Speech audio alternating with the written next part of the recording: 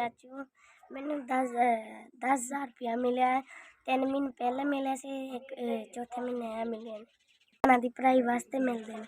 तुहाडे वालों मैनूं 10,000 रुपया मिल गया। अल्लाह तुहाडे बच्चे जीन, अल्लाह तुहाडे माँ प्यो जीन, अल्लाह तुहाडी लम्मी उम्र करे, तंदुरुस्ती वाली अता फरमाए, अल्लाह तुहाडी लम्मी उम्र करे। असीं भी दिल खोल के तुहाडे लई दिन रात दुआवां करने आ। सारे पैसे मैं अपने भैन भरावां दी पढ़ाई ते खर्च करनी आ ते बड़ियां दुआवां दिन्नी आ। अस्सलाम वालेकुम भाई। पिछले भी 3 महीने पैसे मिले सन। चौथे महीने ऐतकी भी 10,000 रुपया मेरे बच्चों की पढ़ाई वास्ते मिले। मैं अपने बच्चों को किताबां, यूनीफार्म, शूज़ हर चीज़ जाके जो जरूरत इन्हां दी अदा पूरी करनी है। तीन बच्चों का सोचते अल्लाह पाक तुहाडी तंदुरुस्ती देवे ते खुश रहो। मैं बहुत खुश हाँ कि मेरे बच्चे भी बहुत खुश ने, रात दिन तुहानूं दुआवां दिंदे ने कि अल्लाह पाक तुहाडी जिंदगी तंदुरुस्ती देवे। अस्सलामुअलैकुम भाई, थोड़े वालों मैनू 10,000 रुपया मिला है।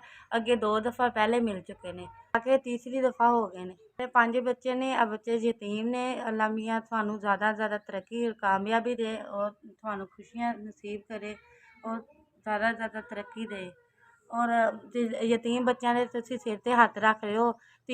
तीसरी दफ़ा हुण पैसे आए ने यतीम बच्चों ते मैं खर्च करनी आ। थानू अल्लाह ज़्यादा कामयाबी और सेहत तंदुरुस्ती दे। ਇਹ ਮੇਰੇ ਯਤੀਮ ਬੱਚੇ ਨੇ। ਪਹਿਲੇ ਵੀ ਮੈਨੂੰ 10,000 ਰੁਪਇਆ ਮਿਲਿਆ ਸੀ, ਹੁਣ ਵੀ ਮਿਲੇ ਨੇ। ਲੇਕਿਨ ਅੱਲਾਹ ਪਾਕ ਤੁਹਾਡੀ ਤੰਦਰੁਸਤੀ ਦੇਵੇ, ਬਾਲ ਬੱਚਿਆਂ ਦੀ ਤੰਦਰੁਸਤੀ ਦੇਵੇ, ਵਾਲਦੈਨ ਦੀ ਤੰਦਰੁਸਤੀ ਦੇਵੇ। ਮੇਰੇ ਯਤੀਮ ਬੱਚਿਆਂ ਦਾ ਤੁਸੀਂ ਸੋਚਿਆ 9 10 जिन्होंने लोग मेरा खर्चा गलिया नहीं अल्लाह सुनो तुम तंदुरुस्ती दे, भैन भरावां खुश रहो, बाद रहो। भाई तुहाडे वालों दूजी वारी 10,000 रुपया आया मेरे घर। अल्लाह ताला तुहाडी तमाम परेशानियां दूर करे, तुहानू सेहत तंदुरुस्ती दे, तुहाडे कारोबार च बरकत करे। अल्लाह ताला तुहानू दिन चुगनी रात चुगनी मेहनत तरक्की दे। अल्लाह ताला तुहाडियां तमाम परेशानियां दूर करे। तुहाडे बच्चों का ख्याल रखदे हो, अल्लाह ताला तुहाडे बच्चों नू कामयाब करे। अल्लाह ताला तुहाडे कारोबार च बरकत करे।